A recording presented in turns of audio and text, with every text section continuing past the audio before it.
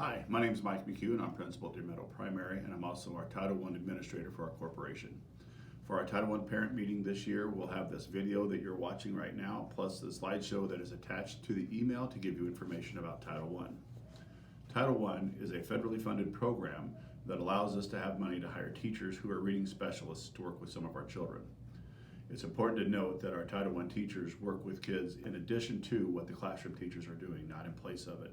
So kids qualify to work with our Title I teachers. We use a couple of criteria. Number one is our DRA, which is a developmental reading assessment to see what their scores are there. We also look at our NWEA scores, and we get teacher input.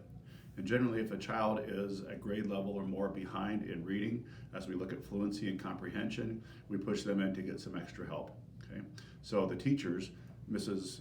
Hazlett, Mrs. Allen, Mrs. Gooch, and Mrs. Warman, between the two buildings of Redpath and Deer Meadow, work with these kiddos and work on some things that they're going to explain in this video as far as what they do. Every day we pick up our groups at the same time in their classroom, and we pick a time where the kids are not learning a new skill, but the teacher knows that we're coming and they're just doing review in the classroom.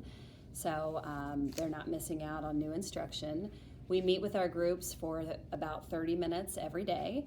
And most groups we meet 5 times a day or 5 times a week. The only group that we don't meet 5 times a week is the very first group of the day because of late start Mondays. Our lessons are divided into 2-day lessons. On day 1, we usually do an Orton Gillingham lesson where we work on a specific phonics skill. And then we introduce a new book, walk through the book, do a picture walk, and then we whisper read the stories. Day 2, we review the book from yesterday, so the kids reread the stories. We review the Orton Gillingham skill, and then we do a comprehension activity where we have the kids retell the story or tell the main idea, put the story in order, tell the story elements. And then we do a writing activity about the book where we can write a new ending to the story or write the beginning, middle, and end of the story or evaluate the story depending on what we feel like the kids need to work on. One of the activities that we do during our guided reading lesson is from the Orton Gillingham approach. We focus on letters and sounds and the rules that the letters have for the sounds that they make. We start by doing our card drill. We go through each letter of the alphabet. We say the name of the letter and the sound that it makes and the rule if it has one. For second grade, it's just more of the letter card here. For first grade and kindergarten, there is a picture with it and hand motions to help them remember. The thing with Orton Gillingham is we're trying to use all of our senses as we are going through these. The more senses we use, the more likely we're going to remember the things about those. We also do some writing, so we will pull out a sheet like this and I will say a letter or a sound and they have to simply write it. And then we also spell words too on the back. The sounds that we've been practicing will be in the words that we're trying to spell. We focus on some sight words that we work on spelling those, and then a sentence dictation where they are putting a sentence together using, again, the same sounds that we've been practicing. And then we move into our guided reading lessons. After we do our Orton Gillingham lesson, we continue on into guided reading. And it's really nice in our small reading groups because we select books that are right on the kids' reading level. Since we have small groups, we know exactly what reading level they're working on and what skills they need. So we pick a book that's suited just for them. It's not too hard, it's not too easy, it's just right. And on the first day, we do a picture walk, introduce the story, and then look through the book to see what the book is going to be about. A lot of times we'll pick out words that could be tricky for the kids either to read or tricky for them to understand. And we talk about the meaning of the words and how to decode the words during our picture walk. After we do that, we have all of the kids reading at the table at the same time. They're all on different pages or different words, but they're all whisper reading. And then we go through and listen to one kid at a time as they're reading the story and help them to decode the words or to understand the story better. And we coach them on reading strategies. We tell them to look at the beginning letter, or to reread when it doesn't make sense, or to look for parts in a word that they know to help them decode the word. On the second day, we continue our guided reading by listening more for fluency as they reread the story, and listening for accuracy. And our goal is not that the kids read perfectly, but the kids understand when what they read doesn't look right, or it doesn't sound right, or it doesn't make sense, and that they will go back and reread that again. And then after rereading the story on the second day, we do a comprehension activity just to make sure that the kids understand the story. After we've read our book for the day, we do want to focus on comprehension and to make sure everyone's understood what they're reading. So usually this is on day 2. We will reread the story and then retell it in numerous ways. One of the ways we can retell is by thinking about a story glove, where we make sure that as we're retelling, we're talking about characters and the setting and the plot from beginning to end. The problem of the story, if there is one, and how the characters solve the problem. So that's one visual that they think about as they're retelling. We also have a retelling rope that we use. It has the same elements on there, setting and characters, problem and solution, just another way to see it. And then we also have this one, which is kind of fun. It's somebody wanted but so then. Again, our characters are here, what the character wanted out of the story, but there was a problem, so they had to do something to solve it, and then how the story ended. So just different ways to retell a story is one way they can show us that they understood what happened. We also do text-based, evidence-based questions where they have to go back into the text and to find the answer to a question that we're asking them, make sure that they understand the author's message of the story, if it has one, and just to make connections. Like, can you make a connection to this story? Does it make you think of something that happened to you in your life? Or does it remind you of another book that you read? So just anything we can do to get them talking about the story and making sure that they understand what's going on. On the second day, after we finish reading the story for a second time and doing a comprehension activity, and we know that the kids understand the story, we do a writing about the story, and typically we give a prompt that we want the kids to write to.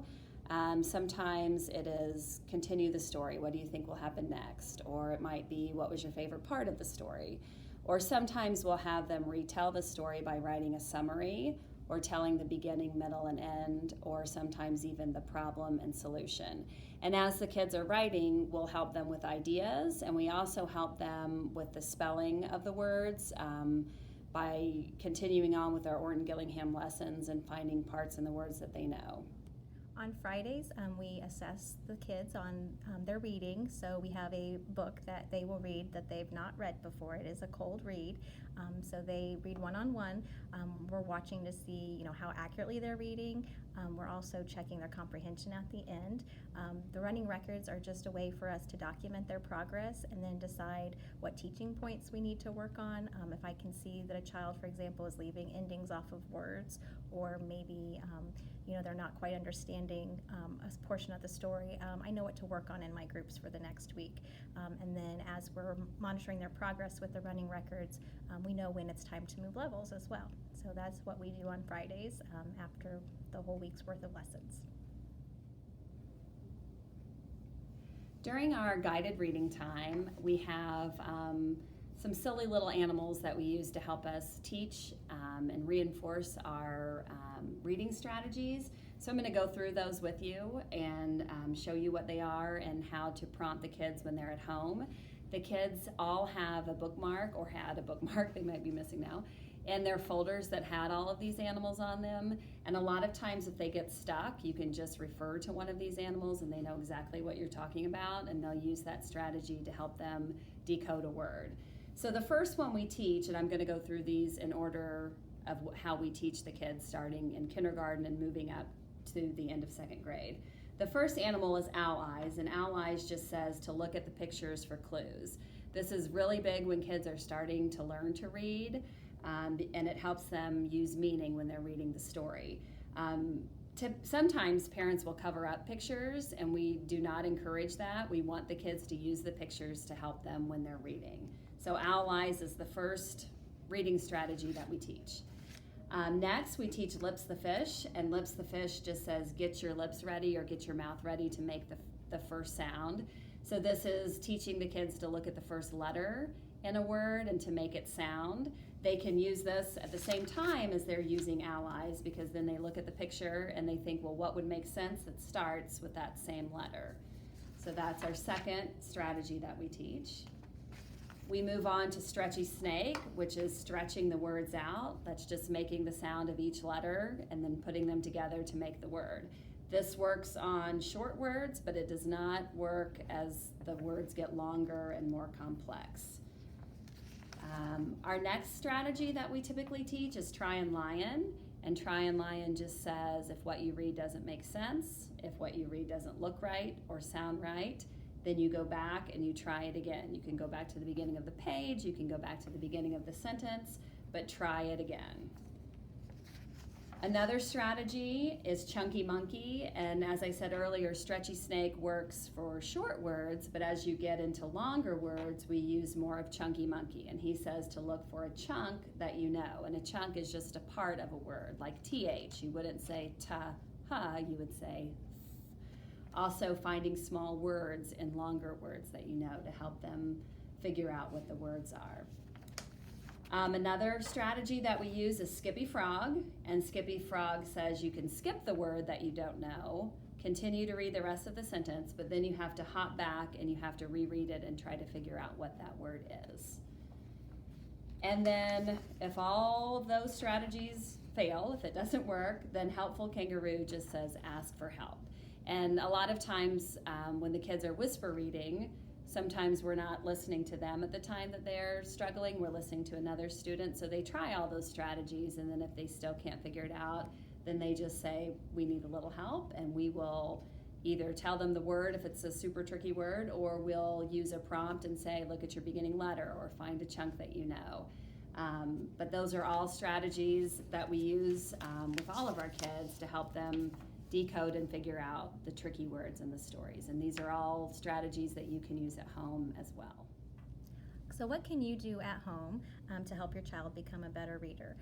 First of all, we want them reading every single night for at least 10 to 15 minutes if they can. Have them retell the story to you like I've shared with you, as well as asking them questions about what they've read. Even as they're reading to you, it's okay to stop and ask a question just to kind of monitor and make sure they're understanding what's going on as they're reading. We also want to encourage them to read for fun. So not just have them read what you want them to read or what I want them to read, or Mrs. Gooch, but find things they're interested in, because as long as they're interested in reading, they'll always have a love for reading, and that's really what we want to encourage. We also would like to limit screen time as well, just so they're not on an iPad or a device all the time, that they're doing other things, getting outside and playing and just being well-rounded. Thanks.